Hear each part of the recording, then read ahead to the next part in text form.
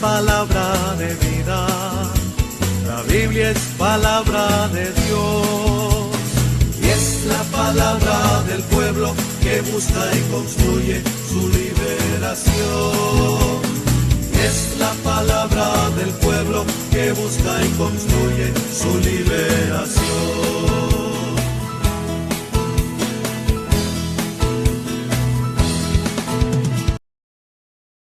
Amigas y amigos, muy buenas tardes. Qué bueno es estar nuevamente aquí en su programa Hablemos de Biblia y Espiritualidad.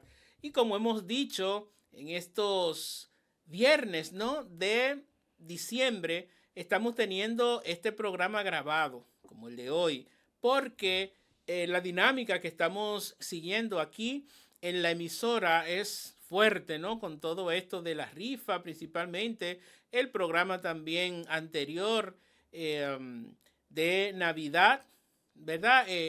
Hace una dinámica un poco diferente y un poquito también más fuerte, y por eso hemos decidido grabar los programas para no dejar, por supuesto, de tenerlo y continuar en esta formación que, bueno, estamos teniendo gracias a Dios y, bueno, a la audiencia, a ustedes que nos siguen por esta Radio María en la Educadora de la Frontera. Como recordarán, estamos hablando de el Adviento. Precisamente hoy, continuando con este tema, llegamos a profundizar un poquito más sobre el nacimiento de Jesús, el por qué nace Jesús y para qué viene aquí al mundo, y que a partir de ahí nosotros podamos conocer un poquito más esta parte de su vida. Hoy queremos ver también la parte de la infancia de Jesús y el por qué no se habla tanto de eso en la Biblia. Pero como hemos dicho también, estamos para aprender, para compartir, y esto nos va a llevar a un conocimiento mayor con el compromiso, como hemos siempre insistido, de luego nosotros compartir estas cosas. Recordemos lo que siempre decimos: una fe que no se conoce es una fe que no se vive bien, ni adecuadamente como quiere Dios que se viva. Por eso acompañamos a todos ustedes en estos temas que compartimos, y sobre todo gustando de ellos, porque también yo al compartirlo aprendo muchísimo y además me encanta que ustedes conmigo también aprendan. Entonces, como recordaremos, nos quedamos en todo esto de el nacimiento de Jesús, que ya lo habíamos introducido, y veíamos que esa concepción virginal, ¿no?, de María, de la cual ya también hablamos, pero que hoy vamos a volver a tocar, no es solamente quedarnos en la cuestión de la concepción de Jesús de la manera humana, como nosotros la conocemos, sino que más que esa manera, esa concepción no virginal de Jesús, no es ni mucho menos desvalorizar ni el sexo ni el matrimonio. Al contrario, muestra un signo de la entrada de Dios al mundo. Un signo, ¿cómo? Bueno, un signo especial, un signo de Dios, un signo que no fue humano porque Él es Dios, ¿no? Y ahora se encarna como humano.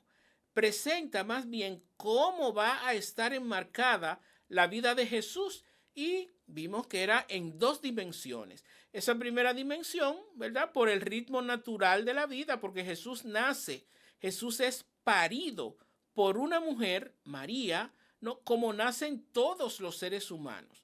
Esa dimensión natural de la vida no fue algo diferente para Jesús, sino que al contrario, Él también nació como todos nosotros nacemos. Por otra parte, la segunda dimensión es esos rasgos de la intervención de Dios en la historia. Es decir, Jesús viene al mundo, que es Dios mismo, y hace ya parte de la historia humana. Entonces, esa dimensión es Dios que se encarna. Recordemos lo que vimos, ¿no?, con San Ignacio. Sobre todo esto de la encarnación, es un don de Dios, un puro don de Dios. Y como le decía, lo que vimos con San Ignacio, la Trinidad se reúne en el trono celestial. Y desde ahí entonces deciden salvar. Con la palabra que utiliza San Ignacio, la Trinidad decide redimir al mundo, que es salvar, ¿no? Y desde ahí entonces el Hijo es a quien decide la Trinidad enviar al mundo para dar ejemplo. Recuerden la insistencia que hemos tenido en esto, en que Jesús no vino al mundo a morir como murió, crucificado, matado, con la sangre derramada en la cruz. No, Jesús vino a enseñarnos cómo debíamos vivir, cómo tenía que ser nuestra vida para precisamente salvarnos. Entonces, lo que se va desprendiendo de todo esto es que sobre todo, la encarnación es puro don de Dios. No era de que porque María lo mereció, o porque nosotros, la humanidad, también lo merecía, o porque simplemente fue una petición que se hizo y Dios la concedió. No, es don de Dios, es gratuidad de Dios, es amor de Dios. Dios se encarna para salvarnos porque somos su creación y Él no quiere que su creación perezca. Entonces, algo que no nace ni del deseo de la carne, ni del deseo de hombre, ni iniciativa humana alguna, sino que proviene de Dios por amor y gratuidad de su parte. Eso es lo principal y eso lo dice la Sagrada Escritura. O sea, es Dios que quiere. Y ese querer de Dios es que hace posible que Él se encarne, repito, para salvar, para redimir. Recordemos también la verdad de la que nos hablan los evangelios, ¿no? Y lo que les interesa transmitir es una verdad teológica. Y esto casi en todos los temas, ¿no? Lo hemos hablado. Una verdad teológica con intenciones específicas que nos van a mostrar quién es Jesús. ¿Quién es Él? Dios. Entonces, desde esa dimensión es que también tenemos que tener en cuenta cuando vamos a hablar, cuando vamos a analizar, a presentar el nacimiento. Puro don de Dios porque Él quiso, sumergido totalmente en esas dos dimensiones, humana y divina, y sobre todo la intención que expresa el nacimiento, la encarnación primero y luego el nacimiento, que es especificar que Jesús es Dios. Estas son las verdades, ¿no?, que tenemos que afirmar cuando nos acercamos a esa realidad, ¿no?, de la encarnación y del nacimiento. Entonces, ese nacimiento está lleno de símbolos y cada uno de esos símbolos responde a lo que se había prometido desde el Antiguo Testamento. ¿Y qué era? Bueno, que vendría un Mesías liberador a redimir a la humanidad y que iba a provenir del linaje de David. O sea, recordemos, una de las cosas principales que nosotros veíamos también y que vemos, ¿no?, en el nacimiento, ya aquí empezamos ese punto nuevo, ¿no? Por eso Jesús nace de un padre adoptivo, como muchas veces decimos, o putativo, que es lo mismo, ¿no? El padre terrenal, José, que esa fue la misión principal de José. José tuvo dos misiones principales importantes, ¿no? Primero, la de cuidar y proteger a María, la madre de Jesús, y al niño Jesús, y luego darle el linaje de David, porque José pertenecía a la casa de David. Entonces, por eso nosotros vemos que de José no se habla mucho, no se habla tanto, porque su misión era esa. Y lo que decíamos ahorita también de las Sagradas Escrituras, y que las Escrituras no necesitan, porque no es lo que pretenden dar detalles, ni de personajes, ni de casos o situaciones, ¿no?, sino que son simplemente enunciar lo que va a mostrar que Jesús es Dios. Eso es lo que nosotros vemos en el Nuevo Testamento. Jesús nace en Belén, como ya sabemos, porque las Sagradas Escrituras dicen que era allí, en ese lugar, donde habría de nacer ese Mesías prometido. Y con Jesús coincide todo eso. O los escritores hacen que coincida. Entonces, dos símbolos ya principales, importantes que hemos visto: Jesús del linaje de David por parte de José, su padre adoptivo, putativo, terrenal, ¿no? Y que nace en Belén porque es el lugar donde el Antiguo Testamento, las Sagradas Escrituras antiguas, habían dicho que de ahí provenía el Mesías, el Salvador. Otra cosa importante: nace en un establo. ¿Para qué? Para mostrar la humildad y la armonía con toda la creación. O sea, que Jesús naciera en un establo no es casualidad, o no es de que simplemente hay porque le agarraron los dolores a María, no encontró y punto. Dios tuvo también esa intención para mostrar humildad y cercanía junto con armonía con toda la creación. Todos podrán ir y llegar donde Él para adorarle sin restricción. Por ejemplo, que Jesús hubiese nacido en un gran palacio, como rey que era, ¿no? Rey del mundo, porque Él era Dios. ¿Quiénes iban solamente a presenciar tanto ese nacimiento como el niño Dios nacido? Los del palacio, la jerarquía, diríamos hoy.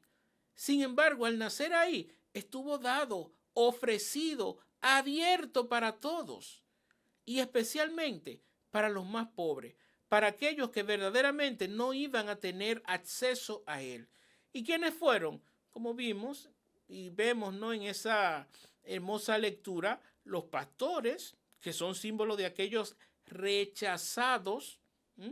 ¿Y rechazados por qué? Porque los pastores tenían prácticas no aceptables en aquel tiempo. Son los que reciben ese anuncio primeramente. Los pastores no eran bien vistos. Ahora nosotros en el nacimiento lo vemos y lo ponemos muy chévere, muy bonito, pero en realidad los pastores eran mal vistos porque eran los que invadían terrenos para llevar a sus ovejas a pastar.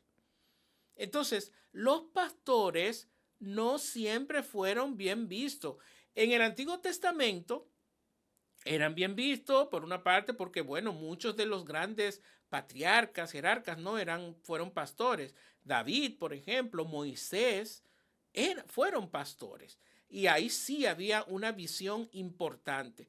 Pero luego se fue como denigrando, por decirlo de una manera, esa visión, porque hacían cosas que no estaban bien. Sin embargo, a ellos es a quien Jesús se le ofrece de primero al nacer, como tratando de restablecer esa relación, restaurar también esa manera de participar en esa manera de Dios darse, ¿no?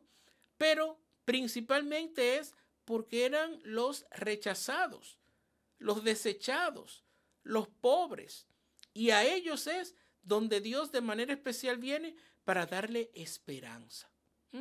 Entonces, Dios viene a todos, no hace distinción entre buenos y malos, esclavos y libres, ni entre razas ni condición. Viene para todos. Nace en un lugar abierto, a la luz de las estrellas, en la noche, porque todos van a tener acceso a él, no en un palacio, para que estuviera escondido o restringido por las grandes potencias o jerarquías. ¿Quiénes más intervienen de una manera especial como símbolos importantes? Los astrólogos, los llamados reyes magos de Oriente, que como bien sabemos eran reyes, no, perdón, eran astrólogos. En aquel tiempo funcionaba que el futuro se predecía por los astros. Entonces, estos eran hombres de ciencia, estudiosos, que buscaban en las estrellas, en los astros, aquellas cosas que iban a pasar o que se tenían ya como un símbolo, un signo importante en el tiempo, en la historia. Entonces, son ellos que vienen también a adorar al niño Jesús y con un detalle muy importante que no tienen los demás, les traen regalos, como una forma también de ofrendar su propia vida para que así ellos pudieran simplemente decir al mundo que todos tienen acceso a el niño Dios que ha nacido y que ha dado vida al mundo desde nacido, por decirlo así. ¿Y cuál es esa vida? Bueno, esa vida de mostrar que Dios es para todos. Los Reyes Magos o los astrólogos, ¿no?, tienen también una simbología muy especial, y es que vienen de lejos, vienen de muy lejos, de Oriente, como dicen, ¿no? Pero la lejanía lo que simboliza es también esa forma de que Dios no vino solo para Israel. Dios vino para todos los rincones del mundo, hasta los confines. Tendrán acceso también a Él, a ese Rey. Por lo tanto, estos símbolos que son los principales, ¿no?, del nacimiento, como ya hemos visto, es una forma de mostrar que verdaderamente Dios vino a los más necesitados, a todos por igual e incluso a aquellos que no son de Israel. Porque recuerden, era la creencia también de que Israel era el pueblo elegido por Dios y que para ellos venía este Mesías. Pues no, este símbolo de los reyes, ¿qué es lo que dice? Israel es pueblo de Dios, pero no el pueblo exclusivo que solamente Él va a tener a Dios. Dios viene para todos. Y como viene para todos, entonces ahí todos, al tener acceso a Él, va a poder ser proclamado y adorado en toda la creación. Vamos ahora a tener una pequeña pausa escuchando una hermosa canción también que ofrecemos y vamos, bueno, como siempre digo, ¿no?, a pedirle a Dios sobre todo humildad para que nos alcance la gracia de verdaderamente dejarle nacer en nosotros y así convertirnos entonces en presencia suya para los demás y no solamente para los que nos rodean, con quienes nos relacionamos, sino que donde estemos y vayamos, demos esa presencia del Señor. Continuamos en breve.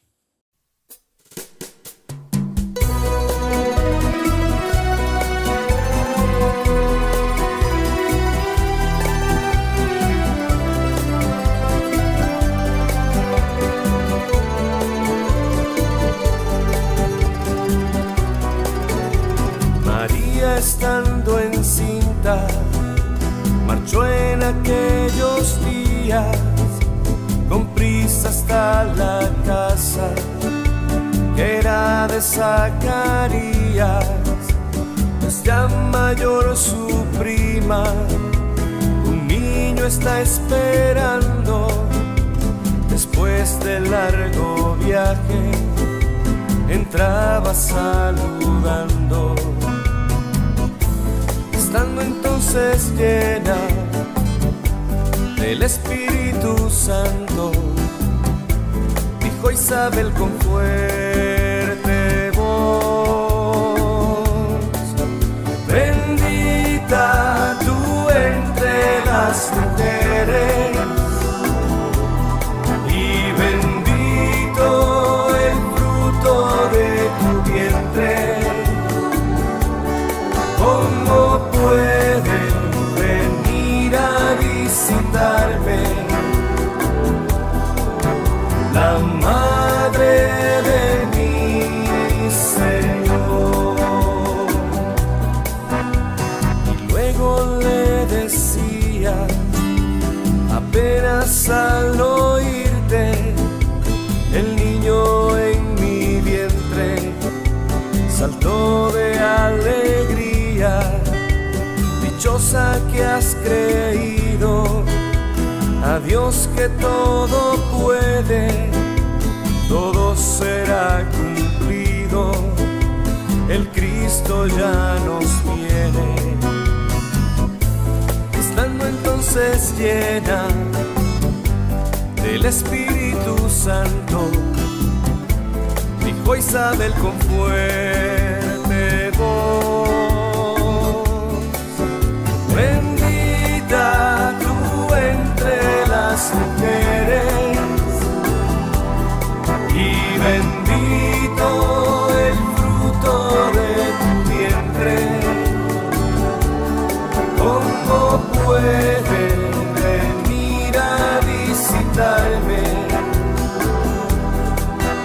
la madre de mi Señor.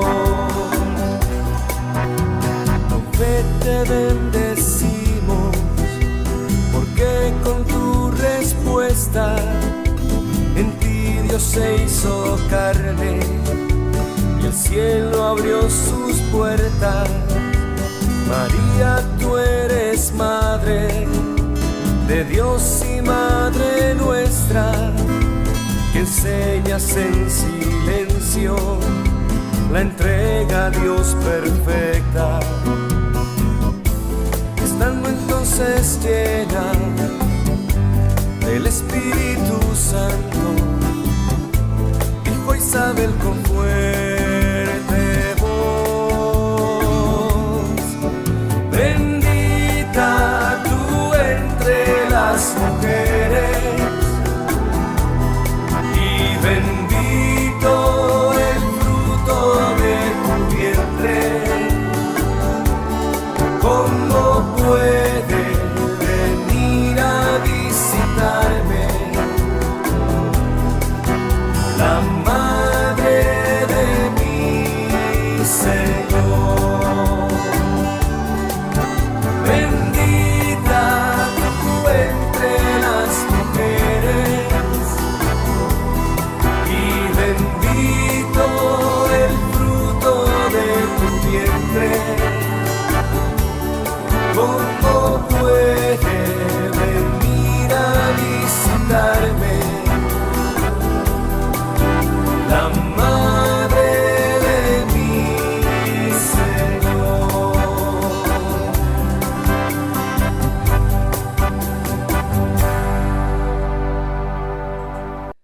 Continuamos aquí, amigas y amigos, en este su programa Hablemos de Biblia y Espiritualidad, tratando este tema, como hemos estado viendo, interesante, sobre el Adviento, pero también la encarnación, la anunciación y ahora el nacimiento de Jesús, que es lo que hemos concluido, con lo que hemos concluido en el segmento pasado. Y ahora vamos a un tema muy interesante, muy importante, del cual nosotros tenemos también que saber qué fue lo que pasó ahí, como muchas veces decimos. Y es el tema sobre los relatos de la infancia de Jesús. Es llamativo, como mucha gente también se pregunta, que de Jesús no se dice nada de su infancia propiamente, de su nacimiento. Después, a la presentación de Jesús en el templo, se salta a lo que es el día, ¿no?, que Jesús es llevado al templo y con sus 12 años, ¿no?, es nuevamente como presentado, por decirlo así, porque ya es como iniciar su vida ya de adulto, no como nosotros la entendemos, sino de participante ya de todo lo que es la dinámica religiosa y en el templo, el gran templo de Jerusalén. Y de ahí ya entonces, desde los 12 años, se salta nuevamente a Jesús ya en los 30 años. Entonces, ¿por qué no se habla de la infancia propiamente de Jesús, sino que simplemente se dan como unas pinceladas, ¿no? Entonces, lo primero es que los relatos de la infancia de Jesús fueron creados con un género literario, un estilo de escritura muy especial que se llama el Midrash. Midrash, así se llama. Esto es en lo que consiste un comentario de los textos bíblicos pasados que se hacen para sacar enseñanzas del tiempo presente. Es como que nosotros empecemos a narrar cosas del pasado, ¿no?, para iluminar lo que nosotros estamos viviendo hoy. Y esa forma nos va a conducir a bien llevar nuestra vida en el presente. Entonces, el Midrash, que es esto que acabo de decir, es lo que le da vida a los relatos de la infancia de Jesús. ¿Por qué? Porque ver a Jesús adolescente es ya mostrar algo que va a ser su vida de adulto. Porque recuerden, como hemos explicado muchas veces, los relatos bíblicos no son de histórico, como nosotros entendemos hoy la historia. La historia de hoy que nosotros tenemos, ¿no? Son con datos fehacientes, con cosas que pasaron tal cual y lo podemos creer a toda confianza porque hay pruebas, hay escritos que así van narrando los hechos tal cual pasaron. Pero los relatos bíblicos no son con esa intención de mostrar, por ejemplo, una biografía de Jesús tal cual él fue, cómo fue, qué hizo, sino más bien lo que tratan es de expresar una experiencia para llevar a aquel que ha escuchado o leído esa experiencia a creer en ese de quien se habla. Entonces, el Midrash nos habla de esa infancia de Jesús, como ustedes saben, con cosas muy concretas, ¿no? Y con algo también especial, con cosas nuevas. Aquí lo nuevo en los relatos de la infancia de Jesús es que en vez de usar el Antiguo Testamento para iluminar el presente de Jesús, ellos parten de los hechos y de la vida de Jesús para buscarle significado en el Antiguo Testamento. O sea que con Jesús pasa algo muy diferente al mismo sentido de la Midrash. Jesús, más bien, es quien le da sentido a todo su existir. O sea, el relato de la infancia, la vida de Jesús, en vez de en el Antiguo de buscarle un sentido en el Antiguo Testamento, es lo contrario. El Antiguo Testamento toma sentido, un sentido nuevo y especial con la vida de Jesús, con la vida presente de Jesús. Ya no es como el Midrash no normal. Recuerden que se toman textos para poder iluminar el presente con relatos del pasado. Aquí es lo contrario. Se toma la vida de Jesús para poder entender mejor e iluminar todo lo que pasó en el Antiguo Testamento. Porque como bien sabemos, hubo un Mesías que muchos creían que era David, que era Moisés, que muchos de los profetas, ¿no? El gran Mesías. Pues no, el gran Mesías es Jesús porque Él es Dios mismo. Y todo lo que se habló en el Antiguo Testamento era referente entonces a ese Mesías que ahora nosotros reconocemos que es Jesús.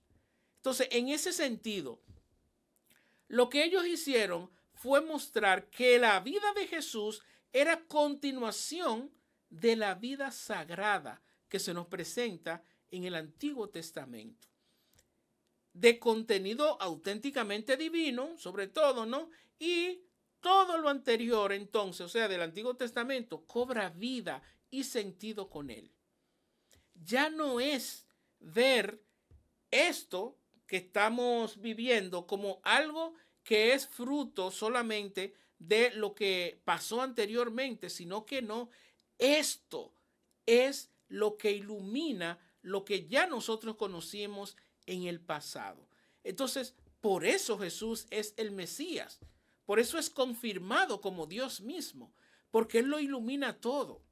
Lo más importante era encontrar el significado de la vida de Jesús en las Sagradas Escrituras, es decir, en el Antiguo Testamento. Eso es lo más importante, buscar ese significado de Él en el pasado.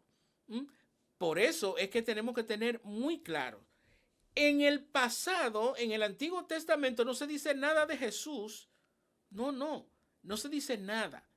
De Jesús precisamente se empieza a hablar ya en el Nuevo Testamento, porque con Él es que empieza el Nuevo Testamento. Pero lo divino, lo de Dios verdaderamente, es que conociéndole a Él, todo el Antiguo Testamento cobra un sentido diferente. Ya no es solamente los profetas, los antiguos patriarcas, son importantes, por supuesto, pero todos ellos conducían a Jesús, a ese Mesías esperado, que ellos también lo esperaron, pero en su tiempo no le llegó, sino que en el tiempo preciso que Dios quiso, y fue el de Jesús con su nacimiento. Entonces, en conclusión, podemos ir viendo ya algunos puntos, ¿no? Para poder ir llegando como a este acuerdo, por decirlo de una forma, ¿no? En este Adviento, y llegar a algunas puntuaciones, o sea, cosas puntuales, para nosotros poder entender también lo que celebramos en el Adviento, que no es solamente, bueno, preparación y nacimiento de Jesús, sino que es algo más profundo, porque es esa invitación a nosotros ya recibir lo que en aquel tiempo Jesús mismo nos quiso dar, y es la invitación a ser como Él. Por eso es la insistencia que hemos tenido. Jesús no vino, señores, a morir así. No. Jesús vino a vivir, y que su vida nos dijera cómo debíamos nosotros ser. Entonces, lo primero, el nacimiento de Jesús nos muestra desde el principio cómo es Dios. Ese Dios que se encarna para salvar al mundo. Y ya lo veíamos ahorita. Un Dios humilde, un Dios sencillo, un Dios que vino para todos, un Dios que no buscó las grandes esferas, ¿no?, de la sociedad, porque iba a ser escondido, porque iba a ser exclusivo, y no todos iban a tener acceso a Él.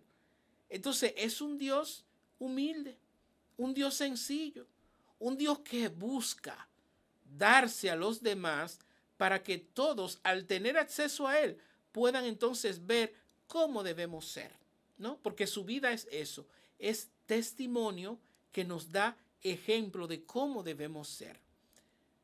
La otra cosa importante, desde su anuncio, es decir, encarnación y nacimiento, Dios se revela a los humildes y a los sencillos. A María, a José, a los pastores, a la gente sencilla. María, una muchacha de campo, joven, sin grandes influencias, sencilla, humilde. José, un carpintero, que también, un hombre asalariado, que trabaja para vivir. Esos fueron sus padres. Y los pastores, gente con mala reputación porque no eran bien vistos.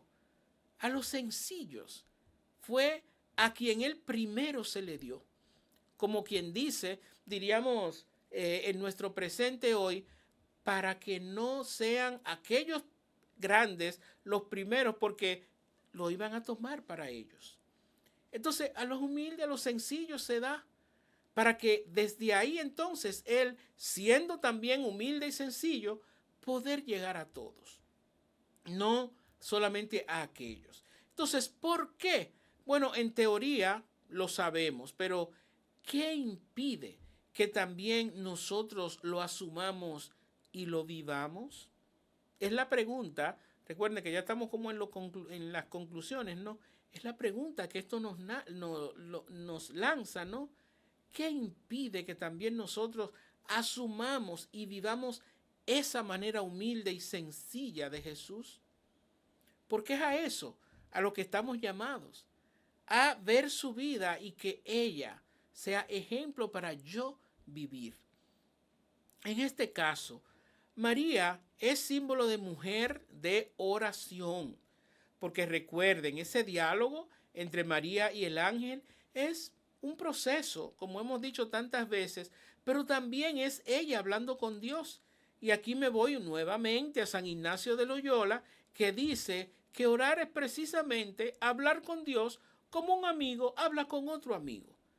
Entonces, María es símbolo de mujer de oración, porque ella habló con Dios. El ángel, que nosotros muchas veces creemos que es un ser con alas y un ser con luz, no, en la Biblia, cada vez que usted oigan que se habla de un ángel en la Biblia, a lo que se está haciendo referencia es a que está la presencia de Dios plena. Y que esa presencia dialoga, se relaciona con los seres humanos. Entonces, en ese sentido, es nosotros ver si ella es mujer de oración y nos viene a enseñar eso a nosotros. La cuestión es, ¿y por qué yo también no me voy por ese lado de la oración, de relacionarme con Dios como un amigo lo hace con otro amigo? María es también símbolo de mujer abierta y disponible a Dios, porque ella también pudo decir que no, y digo también porque el proceso que hemos vivido con Jesús, recuerden, él pudo decir también a la última hora, ¿no? En el huerto de Getsemaní, irse, pero Jesús optó y dijo que no, que él quería seguir fiel al plan que Dios, él, ¿no? tenía desde el principio, que era la fidelidad para enseñarnos cómo vivir. Él no se podía ir, porque nos iba a enseñar entonces que cuando vienen los momentos difíciles de la vida, pues uno tiene que escapar. Y no, Dios no nos dice eso. Los momentos difíciles son para asumirlos, para nosotros tenerlos también como central en nosotros y aprender de ellos. Entonces, María nos enseña que hay que estar abiertas a el ofrecimiento de Dios y disponible para Él, para su plan, sin importar lo difícil que pueda ser. Porque lo más importante desde ella, lo que vemos, es que lo que Dios ha querido, su plan, se cumpla. Y que nosotros como miembros, ¿verdad?, de su cuerpo, del cual formamos parte, ¿no?, como órganos importantes, pues tenemos que estar siempre con Él, de la mano, haciendo lo que Él haría, lo que Él necesita que nosotros hagamos. Y en María, nosotros vemos que solo aquel o aquella que se dispone a Él puede encontrarlo. Si yo no me dispongo a asumir a Dios en mi vida, a tenerle también como centro, no voy a poder encontrarlo. Por eso uno ve mucha gente a veces, pero Dios a mí no me habla, pero que Dios conmigo, ¿y por qué yo no lo siento? ¿Por qué yo no experimento lo que otros dicen que sienten? Bueno, tú te has puesto a su disposición. Tú te has dejado encontrar de Él o por Él. Estás en el lugar donde Dios quiere descansar su mirada sobre ti. Todo eso María lo hizo y nos lo enseña, ¿no? Que tuvo miedo, claro, porque es Dios que se fija en un ser humano, en un ser diminuto ante Él. Pero ella pudo caminar con ese miedo, lo que nos falta muchas veces a nosotros. Caminar también de la mano de Dios con nuestros miedos. Nos paraliza el miedo. Decimos que no. Otros lo pueden hacer. Yo no. Yo no soy capaz. Yo no me siento capacitado para eso. ¿Y por qué tenemos que parar lo que Dios ha iniciado en nosotros si sabemos que si Él nos ha elegido para eso, si nos ha llamado, es porque Él también nos ha dado la gracia para poder cumplir con eso? Entonces veamos en María eso, una mujer de oración abierta, disponible siempre a lo que Dios le ofrece, porque ella sabía que como instrumento de Dios, Él contaba con ella para su plan de salvación, como cuenta con cada uno de nosotros también. María es obediente al Padre Dios, que es el que se va, ¿no?, primero y ve que es importante, se va a ella, ¿no?, y le propone este plan. Ella no escatima peligros, riesgos, no busca intereses personales, ¿no? Más bien, da su propia vida, sus intereses lo pone a disposición de Dios, porque sabe que es para una causa mayor que ella y que sus deseos. María sabe que es algo demasiado grande, demasiado importante, y aunque ella como criatura de Dios también lo es, importante, especial, pero ella sabe que el plan de Dios supera todo deseo humano. Ella reconoce que ella es su instrumento, pero como instrumento suyo es para dejarse utilizar por Él, dejarse amar, abrazar por él, ¿no? Para él actuar para los demás a través de ella. Entonces, si María es así, obediente al Padre, ¿verdad?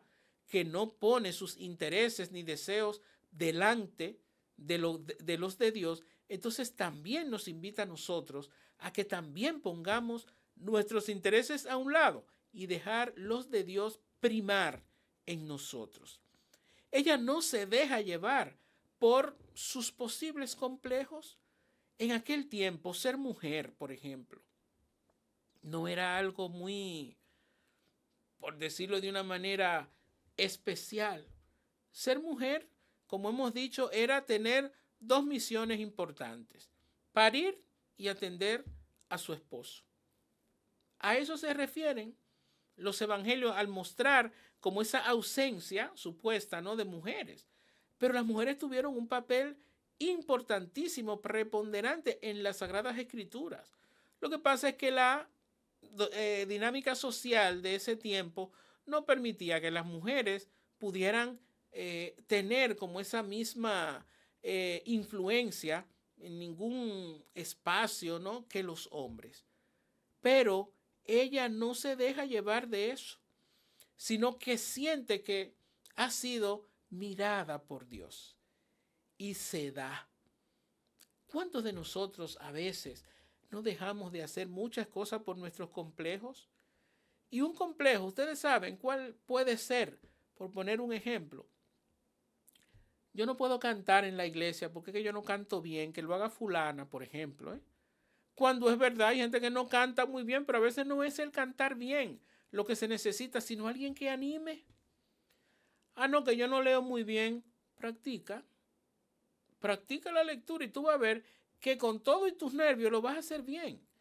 Porque lo importante es ofrecernos, no compararnos. Y eso es lo que muchas veces pasa en nuestra realidad, que nos comparamos con otros y por eso vemos al otro siempre por encima, ¿no?, en casos como este, y yo ya me aparto. Me siento menos, una autoestima que quizás influye. O sea, todo eso hace posible que muchas veces no tengamos en nosotros la acción de Dios. Porque la acción de Dios no es solamente el deseo de Dios, sino mi disponibilidad. Dios siempre desea que nosotros hagamos las cosas y que lo podamos hacer para el bien de los otros, pero no me dispongo a ello. Y al no disponerme, entonces, se queda sin hacer lo que Dios ha destinado para mí. Entonces, es muy importante que nosotros veamos en María ejemplo de mujer o de hombre, ¿no?, que pone a un lado sus complejos, que se pone por encima de ellos y más bien se deja usar por Dios como instrumento suyo, que todos y todas somos. En ese sentido, María mujer y mujer pobre, anónima, porque simplemente no era una muchacha influyente en su realidad. Pobre mujer, simple, anónima, con posibilidades de ser criticada, porque, bueno, María, podemos decir que fue madre soltera. José, gracias a Dios, se hizo cargo, ¿no?, diríamos en un buen dominicano, ¿no?, o en una manera muy de este tiempo. Pero es la realidad, aunque suene un poco duro, es nuestra madre, claro, pero es Dios que le ha propuesto algo y tuvo Dios que aparecérsele a José en sueños para explicarle parte al menos del plan. Pero María tenía esa posibilidad de ser apedreada, de ser repudiada, de ser no solamente ella, sino su familia y su tribu, o sea, su comunidad, abochornada. ¿Por qué? Porque era una muchacha que salió embarazada sin estar casada. Entonces, todo eso tuvo María que superarlo. No tenía una gran preparación, porque la mujer, y más de este tiempo, preparación académica ninguna, y sobre todo, como decía ahorita, influencia social, tampoco ninguna. Hoy nosotros es lo contrario. Deseamos y hasta necesitamos tenerlo todo muy seguro. No nos gusta ir con algunas ciertas inseguridades, sino que todo tiene que ser bien planeado, bien ejecutado, que todo esté seguro, que las cosas van a funcionar y todo eso. Y sin embargo, María, lo único que tuvo como certero fue: Dios me llamó y me pidió.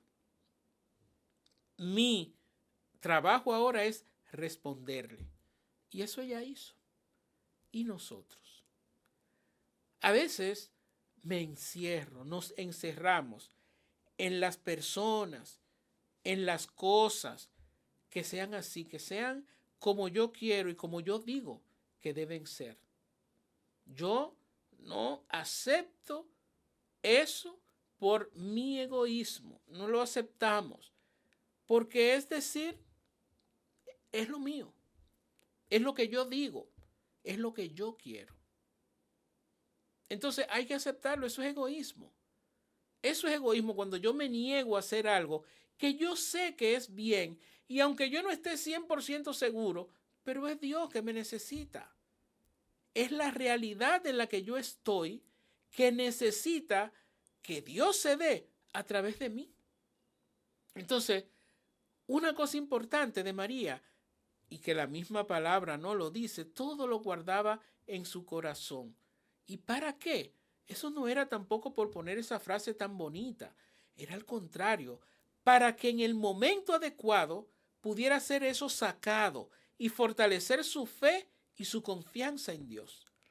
Nosotros vemos que hay muchas cosas, por ejemplo, que a nosotros nos pasan, difíciles, ¿no? Después, yo como que siento que no tengo una respuesta, una forma de explicar eso. Y simplemente me abandono en la lamentación, en llorar, en afligirme. Y no puedo continuar. Y María no hizo eso. Sufría. Recuerden lo que le dijo Simeón: y una espada traspasará tu corazón. Y no fue una sola vez, muchas veces. O fue solamente en la cruz que María sufrió con Jesús. Imagínense ustedes, una madre ver a su hijo por ahí predicando, haciendo muchísimas cosas que mucha gente no aprobaba. Y sobre todo las autoridades de su tiempo. ¿Cuánto sufrimiento le debió causar eso a María? Ver que hablaban mal de su hijo, ver que su hijo no era bien tratado por algunos, ver a su hijo incluso con hombres y mujeres andando por el camino que tampoco eran bien vistos y sin embargo él era tildado de un vago, por ejemplo. Todo eso María también lo sufrió y eran formas en las que su corazón era traspasado. Pero ella lo guardaba. Y no era por obra y gracia solamente, no. Lo guardaba para luego fortalecerse ella, porque de ahí es donde su fortaleza también, tanto espiritual como de conciencia, le venía. Dios tendrá la última palabra. Yo recuerdo en un retiro hermoso que tuve mi tercera aprobación en los últimos estudios de preparación, ¿no?, de un jesuita, que el acompañante de los ejercicios espirituales nos decía en la pasión, ¿no?, que María tuvo que haber en algún momento, ¿no?, dicho, cuando fueron a decirle, bueno, de todo esto, y que ella veía el sufrimiento de su hijo, que ella tuvo que haber dicho: el Padre sabrá. Esa frase, a todos los que estábamos en esa formación, que éramos unos 10 jesuitas, nos llegó al corazón y estuvimos hablando todo el tiempo de esa frase: el Padre sabrá. ¿Por qué? Porque en el fondo, con su corazón traspasado por espadas, era esa esperanza que ella albergaba en ella misma y que quiso quizás transmitirle también a otros. El Padre sabrá. Y hoy esa frase es para nosotros. Hay muchas cosas difíciles que nos pasan, muchas cosas duras que no sabemos qué hacer. cuando la desesperación incluso toca nuestra puerta. Aunque suena muy bonito, pero lo vivimos. Enfermedades, situaciones duras en nuestra realidad, quienes estudian, desde los estudios en trabajos, cuántas cosas duras en las familias. Y sin embargo, tenemos que albergar aquí en el corazón ese el Padre sabrá. Porque Dios nunca nos va a dejar solos. Porque Él lo prometió. Y lo que Dios promete lo cumple. Estaré con ustedes todos los días hasta el fin de los tiempos. Eso nos dijo Jesús. Y eso no es solamente que cuando muramos o cuando lleguen los momentos difíciles de muerte, de enfermedad. No. Él dijo todos los días de nuestras vidas. Y María supo eso muy bien, porque ella todo lo guardaba en el corazón. El Padre sabrá. Ojalá que esa frase nos llegue a nosotros también en algunos momentos, cuando llegan las dificultades, las desesperanzas, aquellas cosas duras. El Padre sabrá. El Padre sabrá. Que eso llegue a nuestros corazones. Que nosotros veamos que en ocasiones simplemente nos olvidamos que Dios ha estado grande con nosotros, como lo estuvo con María y con Jesús. Y sobre todo en esas desolaciones y momentos difíciles. Dios ha estado grande con nosotros. ¿Y por qué no va a estarlo después que esto pase? Porque va a pasar. Va a pasar. Ahora, que nosotros tengamos en el corazón ese el Padre sabrá, de ahí es que va a depender si en verdad yo reconozco que Dios ha estado grande conmigo. Por último, ¿qué me dice a mí personalmente la persona de María a partir de estos puntitos que hemos tenido como conclusión? ¿Qué me dice a mí? ¿Qué albergo yo también como esperanza en mi corazón? Desde esa manera de Dios ofrecerle un plan que superaba a su persona, donde ella tuvo que vencer críticas, miedos, complejos, maneras de verse pequeña, manera de verse y sentirse que no iba a poder. ¿Qué me dice a mí todo eso? Desde ella, desde María. ¿Qué siento yo que Dios mismo me pide ahora en este Adviento para yo tener también la esperanza de su nacimiento en mí? Como hemos dicho, no es que Él vuelve a nacer, por supuesto que no.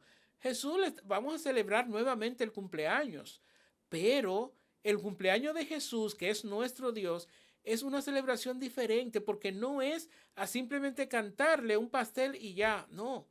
Es nuevamente renovar lo que Él me ha prometido, lo que Él me ha dicho desde antiguo, en las Sagradas Escrituras, y lo grande que ha estado conmigo en tantos momentos con nosotros. ¿Cómo voy yo a responder a lo que Él ya me ha dicho, pero que muchas veces yo hasta olvido? Los problemas, las situaciones que me llegan a diario, esas cosas que no me dejan a veces verdaderamente ver esperanza.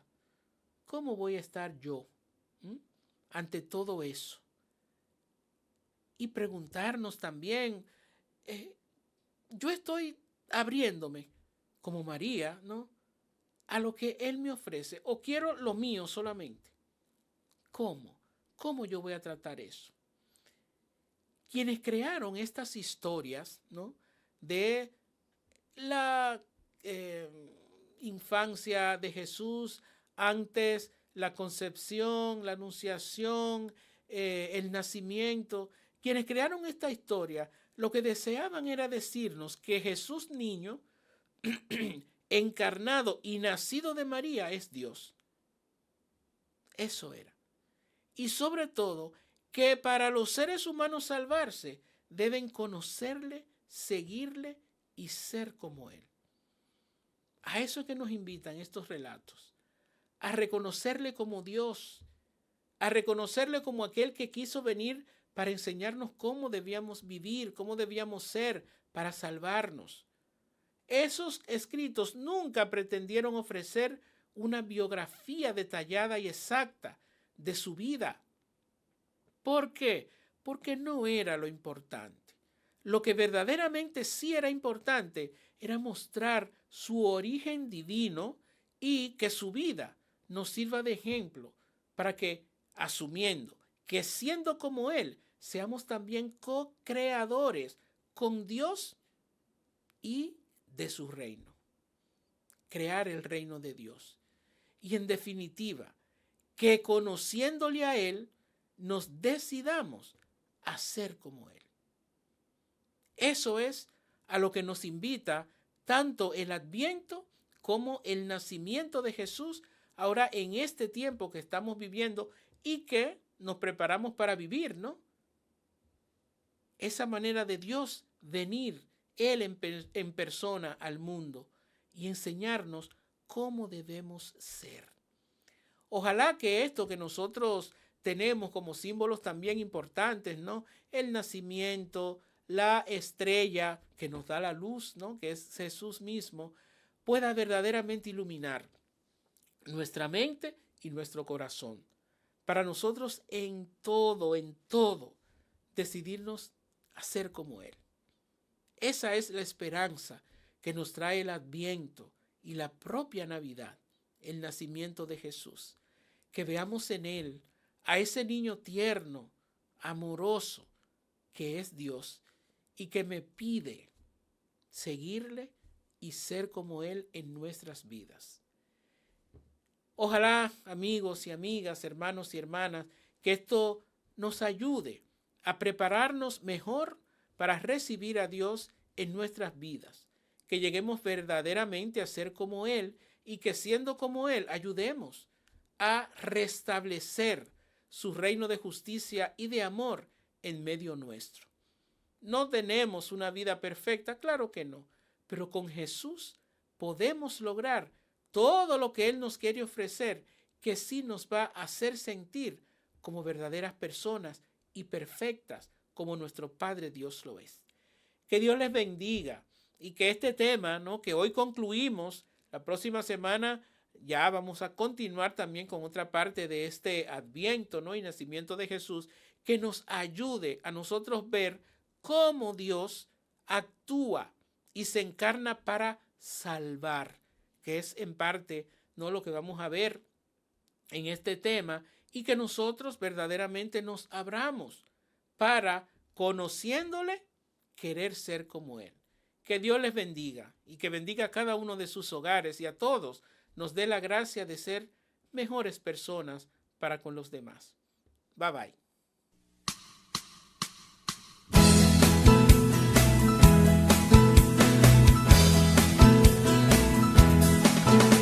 La Biblia es palabra de vida, la Biblia es palabra de Dios, y es la palabra del pueblo que busca y construye su liberación.